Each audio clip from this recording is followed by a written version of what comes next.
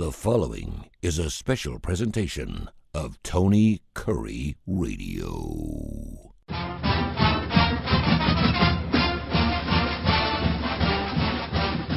Welcome back to our weekly shout-out here in the UAB Director's Chair. He is the UAB Athletic Director. You see him on the left-hand side of the screen here on our YouTube channel. I'm Tony Curry from Tony Curry Radio. You get to hear the show at least 5 days a week. And, of course, wherever you get your favorite podcast. And, again, right here on our YouTube channel, you can actually watch us talk about some of the things we'll get into. It is mid-January this year. I don't know about you. This year is already – I don't know if it's because the way the holidays fell or something. It feels like it should be like January 2nd, and it's already pushing on the 20th. I don't even know what's going on, man. How are you doing? You doing okay? I'm doing great, Tony. Hope you're doing well. Yeah, I'm doing fantastic. You normally, after college football season ends, things slow down a little bit. We kind of move our sights towards college hoops for good reason. And obviously, there has just been an absolute landslide of information. The news is cycling. You throw in the Nick Saban news, which was just unbelievable. And you throw in, the Jim Harbaugh news that perhaps he's going to be going to the National Football League. And, of course, they win the national title. Also saw something early this morning. It's hard to believe, but college football will be spending over $200 million. $200 million because of coaching changes in 2023, which is just, it's unbelievable. And obviously Jimbo Fisher was a big nut of that, which I think is just unbelievable. Isaiah Bond, the kid who caught that 4th and 31 pass, guess what? He wants to go to the transfer portal. Go figure. You just made one of the biggest plays in Alabama football history, and you don't want to be part of something in the history. So we've talked about that. Let me back it up just a little bit because there's a lot to unfold here. We were talking about the Jim Harbaugh situation, right after he won the national title, and then of course the Nick Saban situation. And I think you and I actually had the conversation because we did a show since he left. And a lot of people were like, maybe he just got tired. Maybe Nick Saban just got tired of all the hullabaloo and all the stuff he has to deal with the NIL and with the transfer portals and all these things.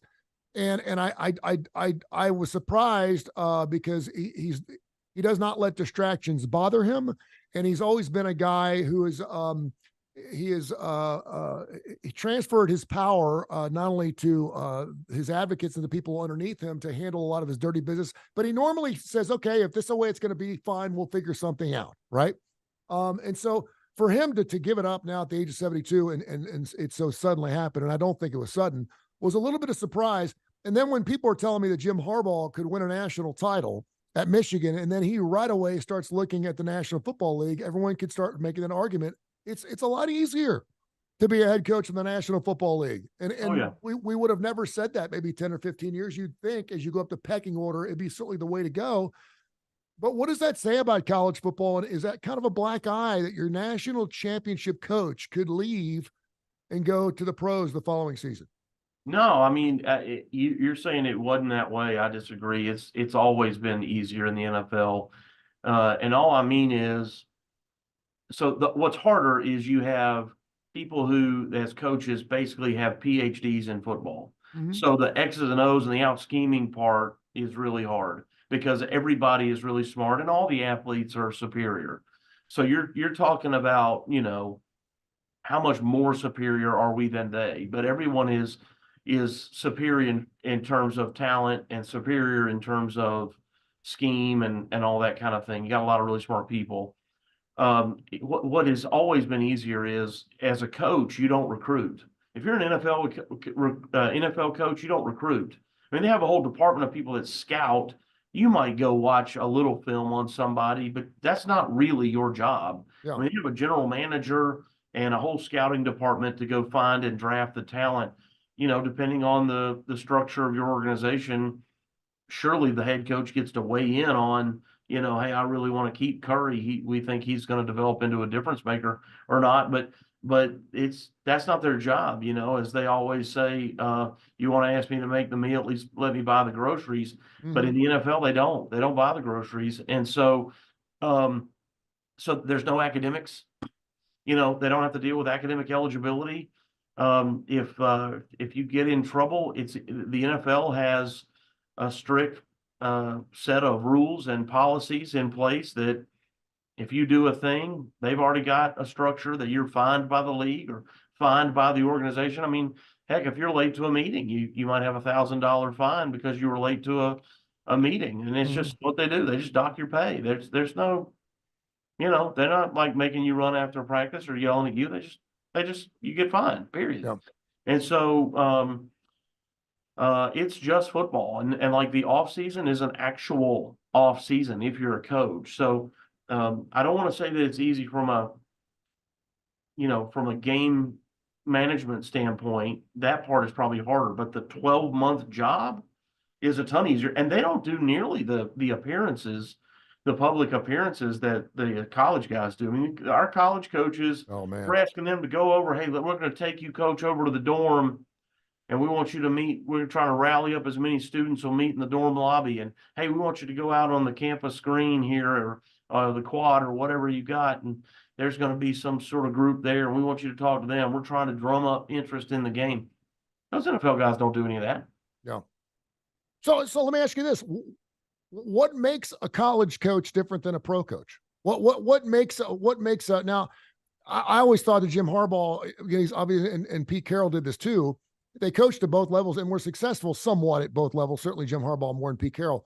And so I look at him and I think he's a little bit of aloof. And now that he's won a national title, perhaps they'll earn him a little bit more respect at the National Football League level. But I look at him and I'm thinking, I'm making $30 million a year. I'm not listening to this knucklehead who's drinking glasses of milk in his khaki pants. Okay, I'm just not. And maybe I am.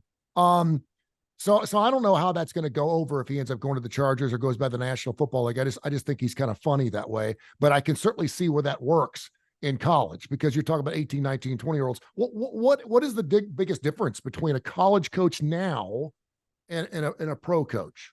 Well, again, the job duties there are more job duties on a college coach than a pro coach.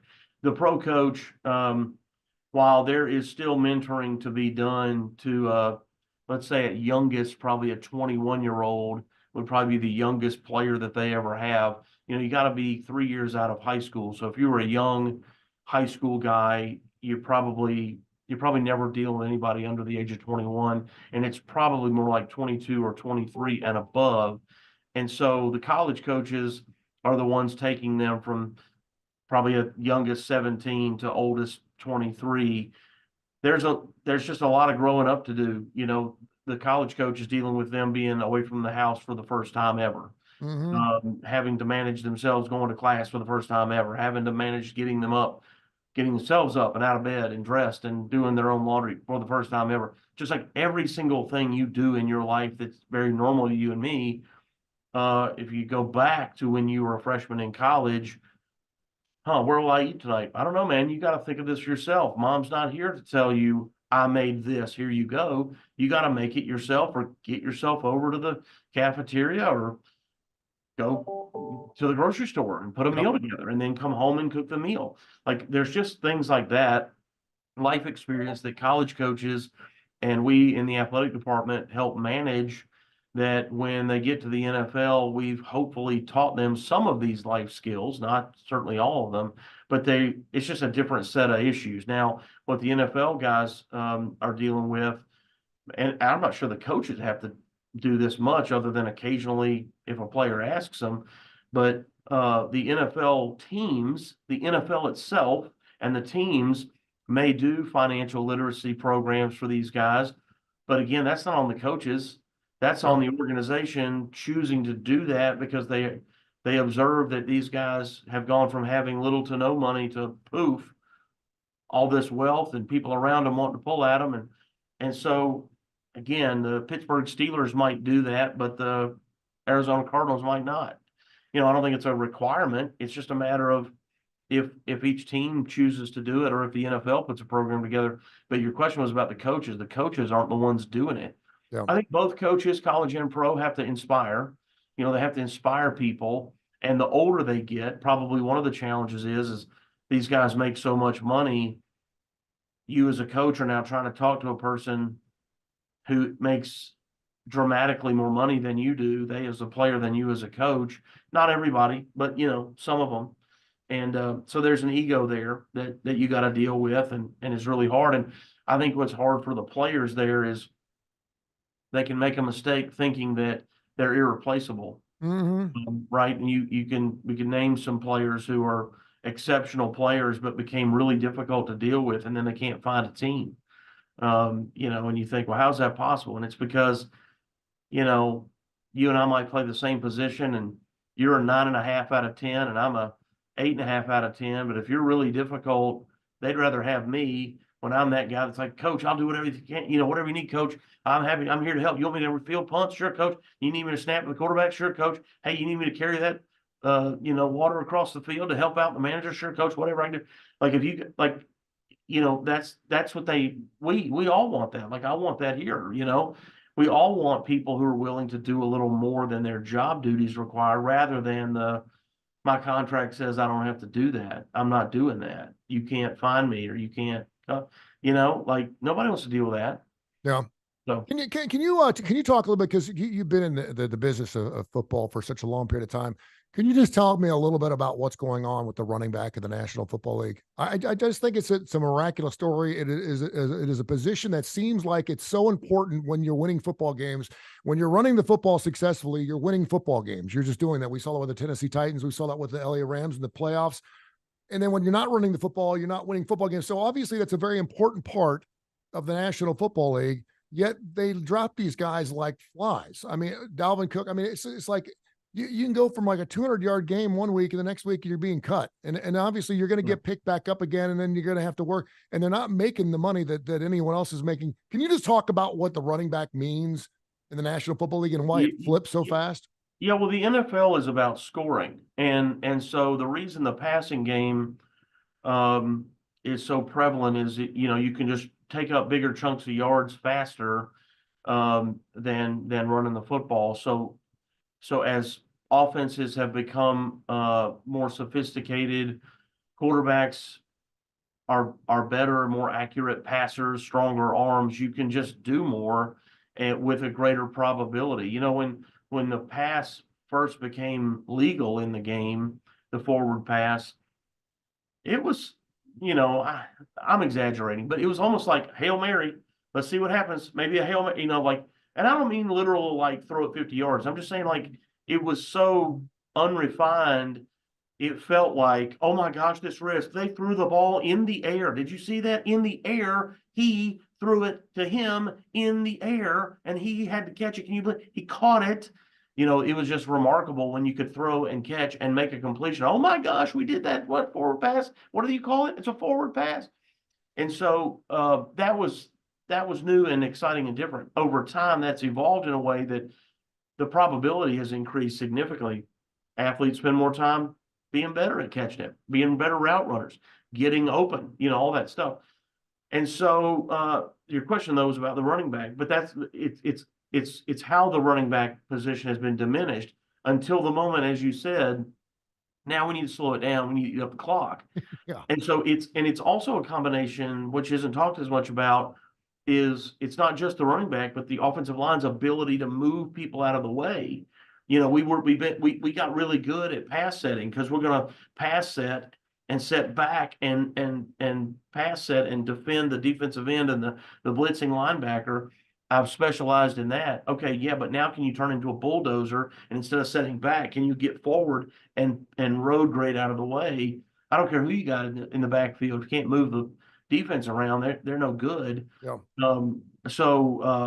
But both of those things, the skill of run blocking, as well as you know, finding a durable tailback, and then you know, the reason that they're not expendable, but they just get beat up. I mean, they just get flat beat up, man. It's unbelievable. I mean, Yeah, it's unbelievable. I mean, it's just unbelievable. I mean, I watched that Michigan game where they ran the ball 32 straight times. I just don't understand. Just to do that one time, and it will lay you up for 3 weeks. I mean, you throw me out there one time, and I'm done. I'm finished. Yeah, their toughness level to me has got to be greater than any position on the field. They're you know, they got to be fast. They got to be strong. They got to be superior athletes. They got to have great vision. They got to have the ability to start and stop and move and cut and jump and whatever.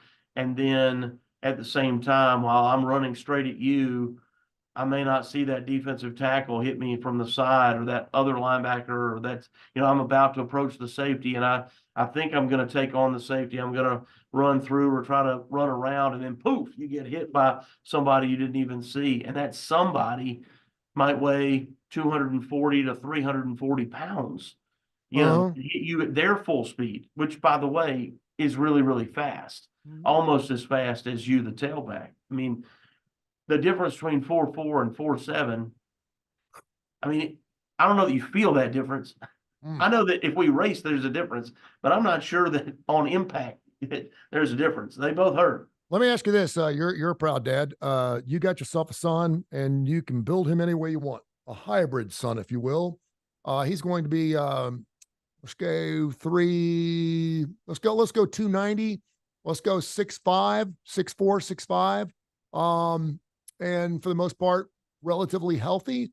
And you want to build him into a college and then perhaps a professional football player. What position, and we could probably spend a year on this, from a monetary standpoint, from how long they play in the National Football League to how often they get injured, smartness that is obviously that comes into play, to have the brains to be able to play that particular situation. What would be the position you'd want your son to play in the National Football League? Would it be another player, tight end? I mean, the tight end has come out of nowhere in the last 10 or 15 years, and they're the baddest ass football players I've ever seen. I mean, the Kittles of the world, these guys are unbelievable. Yeah, they're not 290. It's unbelievable. And you see those guys getting absolutely hammered every single week, and they're getting up, and it's like, you don't have a scratch on them. It's just amazing. Or is it an offensive lineman who, their job is not to move a whole lot, but when they do, they just need to move a lot of weight at one time. What would be the position you would say to your son, this is going to be the best position for you to make it to the next level and live your life as an NFL player? What would you say? And then again, you're talking about quarterbacks. Yeah, well, you're one good hit away from being knocked out for 3 years. Yeah, well, 6'5", 290 is not going to be a tight end because of the weight, but maybe a guard center, something like that is probably where they're going to be. They're. And I'll let you move. I'll let you move the weight around a little bit if you want. Okay. If you want to figure out a way to make it a little. Listen, tight ends play a lot longer than left guards. I don't know. How about 6'5", 200 and let them punt, and they'll be the biggest punter ever. And healthiest punter ever. That's cheating. No, let's take kickers off, because kickers have made their own days too recently. Let's take them, because you used to be, if you were 14 or 17, you were a Pro Bowler. Now, unless you're hitting 38 in a row from inside 40 yards, you ain't worth a squat. Let's take kickers and punters off. We have to take them off the table. They don't count. Their abilities, and it's funny when you watch the NFL and college, you see those guys, they look little. Walk up next to like an NFL punter, and they're no joke, they're like 6'3", and they're 200 pounds. It's like, that's bigger than anybody I know. I mean, he's not as big as the defensive tackle, but he's bigger than any guy in my neighborhood. Like, that's amazing. They're not little people. They just look little because they wear like knee pads for shoulder pads, and they have like a 1-bar helmet. They just wear small equipment that makes them look puny, but they're not. These are big, fit guys. The safest position, what would that be? I would say the safest position's got to be an interior lineman on the offensive side, and that's because the defensive guys, they can get bounced around sometimes, and it's hard. I think it's probably harder for them to stay durable. Defensive players have to fly around like maniacs at times, and your guard center probably is and I guess your tackle, but mainly your guard center probably has the greatest ability to last, as a big person. And then, maybe a receiver, but if you want to be an elite receiver, you don't want to have to be that guy that goes across the middle, Yeah. If you got to be that slot guy that goes across the middle, man, you better watch out for that safety, that fast outside linebacker that might catch you on an underneath route. I don't want to have to feel that either, rattle your teeth out of your head. I look at a guy like Adrian Peterson, who's just had an incredible career in the National Football League, and probably one of the longest careers as a running back. I mean, I totally get what these guys are. I don't expect McCaffrey to play another 2 or 3 years. He didn't have to. I mean, he's Right. making more money as a running back than most guys are, even if he gets franchised. And he still has his brain. It still works at the age of 29 or 30. I mean, I'm not going to be running the football when I'm 31, 34 years old. And certainly the Tom Brady's playing to their 45 is just, it's ridiculous. It's crazy. And really, I'm sitting here looking at Joe Flacco this past weekend at the age of 38, and I'm thinking to myself, wow, I mean, that's pretty incredible. And one of the best road records of any football player has won a Super Bowl. I don't know if he's a Hall of Fame guy.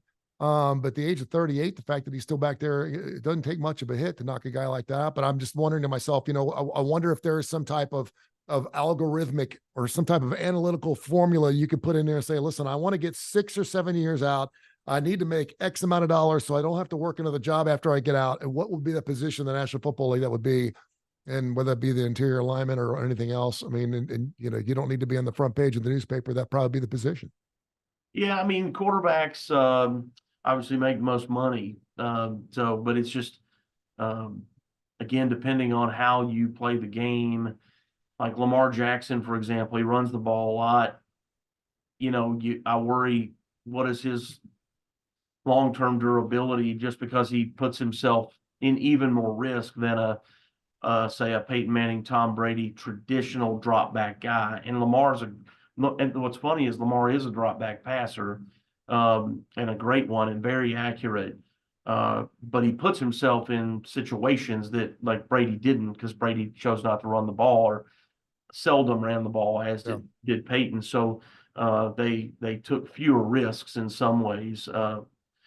But he has an ability that they didn't have too. So he's, Lamar's just being an athlete out there playing the game and trying to win. But people who play the game like that, the old Randall Cunningham, going way back to the Randall Cunningham type guy, Michael Vick, some of these guys. And look, even Josh Allen, it's funny, Josh Allen was being compared to Lamar Jackson and to Ben Roethlisberger. And you think, well, these guys aren't the same, but they kind of are, in that Josh is not afraid to run the ball.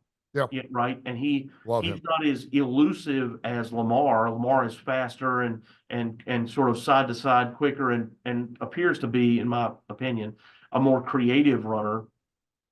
But Josh is like a banger, and he's big. And so Lamar's hard to tackle because he looks blurry. He's so fast and moving around, and I'm gonna try to tackle you, and just makes you look foolish. Josh makes you look silly because he's faster than he looks because of his size. You don't that 34-yarder the other night was like, you just don't expect a guy of that size to be able to run as fast as he does. And then he's big and he's strong, and so he's hard to take down for a different reason. But these guys that run it a lot or are not afraid to run it, they're just putting themselves out there for big hits. And of course, I was talking to one of my boys the other day, and I don't know if the NFL is looking at this or not. I hope they will. He called it a cheat code, like in a video game. He said the quarterback slide is a cheat code. And I said, yeah, tell me, what do you mean? And he goes, well, you're on defense and the quarterback's coming at you. You think he's going to slide. And if he does slide and you hit him, it's a penalty. So there's another 15 yards on the end of the run. He said, but if you don't go attempt to tackle him and he chooses not to slide, which is what Josh Allen did. And I don't mean he faked a slide. Yeah. I just think those guys started to kind of ease up thinking he's going to slide, and he didn't give himself up, and he barreled through them. Next thing you know, he's high-stepping by some guys and fights a guy off, and he's off to the races. And it's like, it's funny that he called it that. I think he's right. There's a bit of a cheat code there. Like, hey, man, there's these rules to protect the quarterback, and we're trying to abide by the rules, and then you take advantage of that little wrinkle, which is, we're going to pull up. That's what Kenny Pickett did when he was at Pittsburgh. You remember that? Yep. In the bowl game against Wake Forest, and he sort of started to slide, but then he didn't, and he jumped up. And you got to be really good at that fake slide thing. I mean, because it's so bang bang, it's so quick. And listen, Josh. I mean, Josh didn't fake it. Josh didn't fake slide like Kenny did, but I think those guys anticipated that he was going to. But you also realize that Josh ain't a slider. Yeah, well, but most of the time he's not. I mean, he's done that play a lot more than he has tried to slide. I mean, if he's got three guys around him, he's more likely to do it around. And much to the chagrin of his coaching staff, they're like, "Get your ass down. We need you to play." So I would have to say, and you could probably talk about this as well because you're dealing with it now on a daily basis. The NIL for college football players may be a wonderful thing in their development as a product down the road, because we didn't used to have National Football League players selling Subway sandwiches. We didn't have that. You used to have them selling gym shoes, and maybe some type of rug wear, something you'd sell them, Adidas. It all had to do with athletic wear. You didn't have guys selling sandwiches, and you didn't have guys selling general life insurance like you do for Shaquille O'Neal. You got guys now. I mean, I saw Chad Ochocinco, for God's sakes. I mean, his star burned out years ago, He's and back. now he's making $10 million a year. He's making more than he ever made in the National Football League endorsing products. And all of a sudden he's back. And I'm thinking to myself, maybe you're just one of these really nice guys. Maybe you take a couple of acting classes where you can be really good on a camera, and you can be a guy that plays 3 or 4 years in the National Football League and then go make a hell of a lot more money on camera than you can. And I'm not talking about working for ESPN. I'm talking spending a day in Boca Raton filming a commercial for Subway and make more money you could ever making in the National Football League. Yeah, well, if the college guys, we talk about NIL on the show a lot.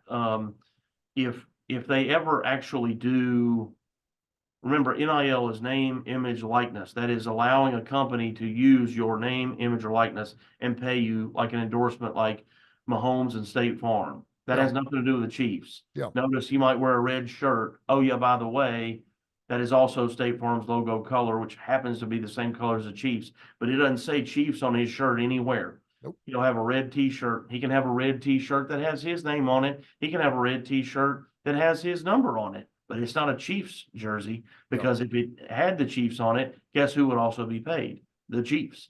So, so there's a handful. There's a couple dozen student athletes out of the hundreds of thousands of student athletes in this country. There are a few dozen maybe that are actually benefiting from the use of their name, image, and likeness in some sort of legitimate endorsement deal. And I'm probably being generous saying that, but that's what it is, a few dozen. The other people are just being paid to play through a collective, and then they have to put out a tweet, and that kind of calls it good. Oh, they did a thing for this service, and so we fight for the NIL stuff, or in the industry we argue about it and the rules around it, and what we've got to figure out is a way to eliminate the collectives, which is just a pay-for-play mechanism rather than NIL. It's not NIL. We just need to identify that, or we need to say it's okay. I guess we kind of are, but we kind of blur the line when we need to make an argument for why the collectives are valuable. We'll say, oh gosh, we got to help these kids. They're NIL. Wait a minute, that's not NIL. NIL is where they go work. They earn this money based on their name, their image, their likeness. They do a commercial and they endorse a product, and there's a thing that they do. Yeah. Some of that's happening in the collective. I mean, again, they're doing the necessary requirement of, they put a tweet out that says support our collective. And, we have a collective, and I hope people will support our collective, but we just need to call these things what they are. Sure. He's Mark Ingram, UAB athletic director, joins us every single week for the UAB Director's Chair. And of course, you can hear at least 5 days a week here on the TKR app, wherever you get your favorite podcast, and obviously right here on our YouTube channel, the Tony Curry YouTube channel. We're very grateful to have him on every single week. Hoops real quick, and then I want to ask you a classic rock question. Won't keep much longer. I've gotten more fans of friends of mine. I say fans of mine. They know I'm a UAB guy, and they're like, you going to the Memphis game, you going to the Memphis game, you going to the Memphis game. And I'm like, yes. And then every one of them is like, they have no doubt that UAB can knock off a top 10 Memphis squad when they come play. And he's like, could we please just get a game where we have a breather? I just talked to Mark a couple of days ago, and his chest was on the outside of his shirt to watch this team play, because from game to game, they could win every game and they could lose every game. And they're so fun to watch. I know that game's coming up. Just talk about how big that's going to be. Yeah, well, we played Tulane last night here in Bartow. It was a great game. Tulane, I think, was 11-6 coming into the game. They had Florida Atlantic beat, and as I understand it, as time was expiring, Tulane's up 1, and they fouled someone from FAU who was shooting a 3. So he goes to the line, shoots 3 free throws, made 2 of them, and won the game. FAU won by 1 point. That's how they won. Yeah. So Tulane, who we beat, is really good, and we did a great job defending the way we needed to defend, and we made some shots. And we weren't as good from the free throw line last night as we have been recently. Recently, we've been terrific from the line. Last night, not so much. And so had we been more like ourselves, or not even our kind of exceptional selves, we'd made, call it half the ones we missed. We were 52%. Yeah. 52.9% from the line. If we'd have been, 70% or something from the line, that would have been an okay night. Not necessarily a good night, but an okay night. And the gap could have been even wider. I think we won by 14. And but it was it was up and back and up and back, and we were up by 3 and down by 1. We were down by 11 in the first half at one point. We do some really good things, but I told Andy that I want to get him and me an executive physical with a stress test to make just to watch the games. Just to make sure we're okay to watch the games. That's funny. I had one of our other clients on, Stuart Rome from the Woodhouse Day Spa. He's a good friend of mine. He does a show with us every single week called When in Rome with Stuart Rome. And he loves classic rock about as much as you do. And so we talk about the Woodhouse Day Spa, but then he wants to talk about classic rock. I'm like, okay, that's fine. I do that with Mark. We do that every single week. And he's like, great. So this week I let him pick songs to play during the show, and it's kind of a hybrid thing because he picks music. It has to be on Spotify. We can't just run a podcast with music on it because it's got to be licensed. It's a bunch of hooey. Yeah. And so I'm like, that fine, I'll pick that up. I'll do that. And so he wanted to pick 5. He did this thing called Hairband Heaven today. He wanted to pick 5 bands, and I was like, I'm going to have to throw this at Mark because I know he's going to be all over it. So he picked 5 songs, 5 bands, and I wanted to give those to you. He's like, ask Mark if he likes any of the bands I picked for Hairband Heaven. So he goes Skid Row. Yes, love them. Sebastian Bach, one of the great vocalists. Okay. He goes with Autograph. I like, don't love. All right. He goes with Whitesnake. Whitesnake is funny. They had some big hits, and they were probably more popular for their music videos that featured Tawny Katane, the model actress. That's probably how they were more popular. They had some fantastic members of that band, though. I mean, I know Steve Vai was one of their guitarists at one point, and I don't think it was Joe Satriani. I don't think he was. Didn't they have the Ozzy's guitarist? Not Rudy Sarzo. Who was then? Rudy Sarzo might have been in there. Yeah, Rudy Sarzo was he with Quiet Riot? Yeah, but I want to say he played for a short stint of time with Whitesnake because I think he might have. And I was going to say somebody, it wasn't Jeff Beck, but they had a few guys that were like Steve Vai that were like all-star players in that they had a lot of different members. But yeah, I like Whitesnake. They were a little too cheesy. They were right up, like, I put them with, they're a little bit better than Warrant, and they're a little bit better than like Winger. I didn't like Winger. They were a little too cheesy. A little too cheesy. A little bit. It's funny you say Winger, and thank goodness it's not on this list. And I'm pulling up some of the members. Tommy Aldridge was in there. Reb Beach, Joe Hostra. No, that was it. I'm thinking Tommy Aldridge is probably the guy maybe we're thinking of that was in Whitesnake that we're trying to remember. And the other thing is they're considered a spin-off of Deep Purple, because David Coverdale actually played in Deep Purple, so maybe that's a little bit of a spin-off there. He came with Warrant as his 4th band. Yeah, again, they're just a little cheesy. They were super popular, but I mean, I guess it depends on how he's looking at it. But they certainly were like kind of like Poison in that, and Whitesnake, like they kind of help define how do you define what a hair band is, and he certainly did that. And then he came with a band I just thought this is what gave me the idea, Slaughter. Yeah, again, Slaughter is like Winger and War. Those are all like they kind of fit real well together. That I don't love them. I didn't hate them. They were just okay, and they had like 1 hit or 2 hits. You should do a hairband night down at Bartow. Have people wear wigs like that, but you and me. I think you and me would be the only people that were like, yeah, I love that one. Oh man, remember that song? Oh. Dude, do $5 tickets and then you wear a wig, and then you could do like the bear thing where you throw them on the floor and we could give them to like a nursing home or something. Yeah, the problem is, the young people wouldn't even know what we meant. My kids would be like, "What's a hairband?" We need to teach these kids. That'd be I know. hilarious. And then just play all hairband music. Hey, by the way, I had a friend of mine ask me the day, I asked if you were going to bring another disc jockey in. He really liked the fact when the disc jockey came in and spun records during some of your home games. You going to do that again? We do that sometimes to mix it up. Okay. Yeah, we'll do it again. I'll get out my Technic 1200s, brother. I can spin them for you. Ooh, yeah, please do. Get the turntables out. My SP3, my PVs, I'll bring him down there. Just Let's need someone to load up the Monte Carlo. Stack you're gonna bring in. Just have someone to help me load up the Monte Carlo when I'm leaving the parking lot. Mhm. All right, brother. Thank you very much. I will see you soon. UABsports.com, UABsports.com for information. Thanks for the laugh, and can't wait to see that Memphis game, but of course all the games with your men and women's basketball programs. Thank you, sir. We got East Carolina on Saturday. Our ladies are playing great. They won another big game against SMU the other day. They're really playing very well, and yeah, we got Memphis coming up. Be a week from Sunday. So yeah, we got a lot going on. I'll be there, man. Thank you, brother. Thank you, guys. Thank you. This has been a special presentation of Tony Curry Radio.